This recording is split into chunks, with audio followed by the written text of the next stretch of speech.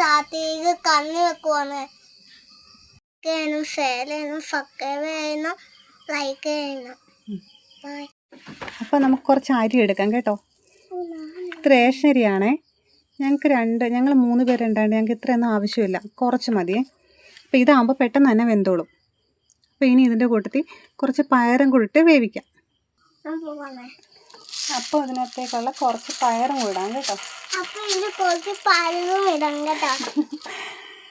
അപ്പോൾ ഇത്രയും മതി.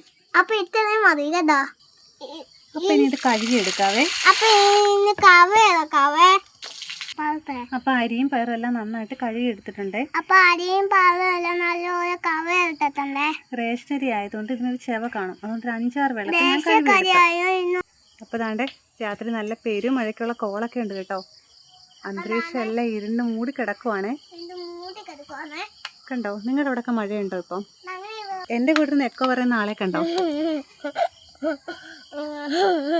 അപ്പം നമ്മൾ ഇതിൻ്റെ കൂട്ടത്തിൽ ഒരു സാധനം കൂടി ഇടുന്നുണ്ടേ. ഇതെന്തോ കാശി?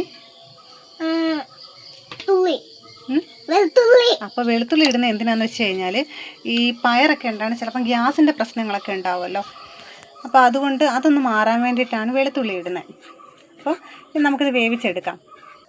അപ്പോൾ കുക്കർ അടുപ്പ് വെച്ചിട്ടുണ്ട് കേട്ടോ. ഒരു 3-4 വിസിലൊക്കെ ആവണം, അപ്പോഴത്തേക്കും കഞ്ഞി വേവത്തോളെ.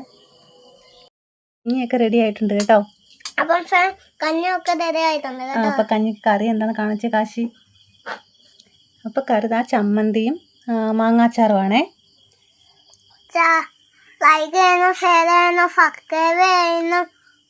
അപ്പോൾ വീഡിയോ ഇഷ്ടപ്പെട്ട എല്ലാവരും ലൈക്ക് ചെയ്യണേ, സബ് ചെയ്യണേ.